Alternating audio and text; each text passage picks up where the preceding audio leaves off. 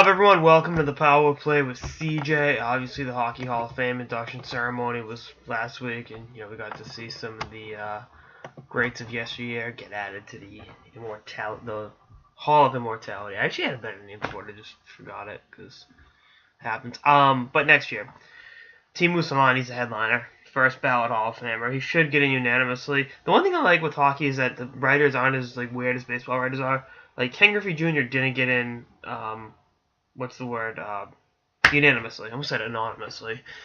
Junior's not anonymous, trust me. Because baseball writers, some of them don't think you should get in on the first ballot because they live in, banana land. But anyway, Teemu's gonna get in. That's not a debate.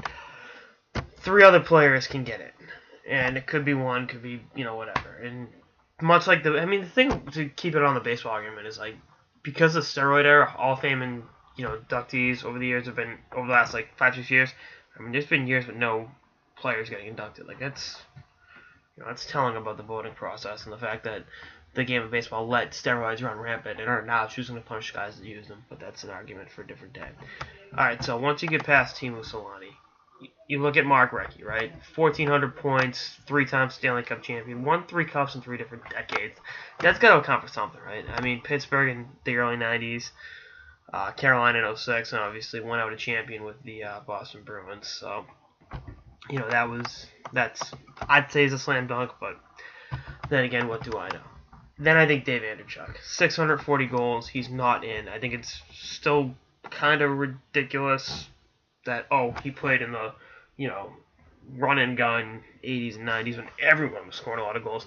Well, Glenn Anderson has 495 goals. He didn't get to 500, and he's in, and he played with Wayne Gretzky. So if you're going to go by that argument, Dave Andreychuk should be in and then some. And Andreychuk, won a Stanley Cup with Tampa, was instrumental in kind of changing the culture of that team, with guys like San Louis and LeCavalier, Richards, Danny Boyle, kind of being that mentor, that voice in the locker room. And, even though he was old, they're still having some nice moments on that 04 run.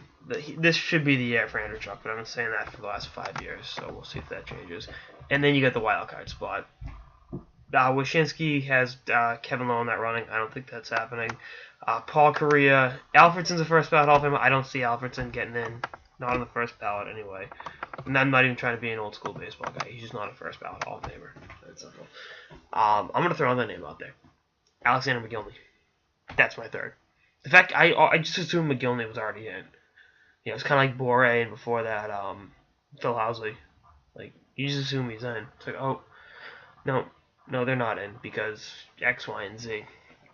This should be the year McGillney gets in because it is kind of a weird field. But then again, with the way the voting works, that could cancel between McGillney, Kariya, and Kevin Lowe, Roenick, and Theo Fleury in the mix as well. Chris Osgood, who I don't think is a Hall of Famer. Yeah, sue me for that. I don't give a shit. It's one of those things that I like Osgood. I just do not view him as one of the elite goalies of all time. Make the Mike Vernon argument, and quite frankly, I don't think Vernon's a Hall of Famer either. That's just my standard. But we'll see what happens. I think it all depends. It's just weird with the writers because there'll be a push from one market, to get a certain guy in. So maybe the Detroit writers go big for Osgood. I don't know, but I think that's going to be your class. I think it's going to be Teemu, Andreychuk, McGillney. That's what I'm thinking. But I've been wrong before. I'll be wrong again.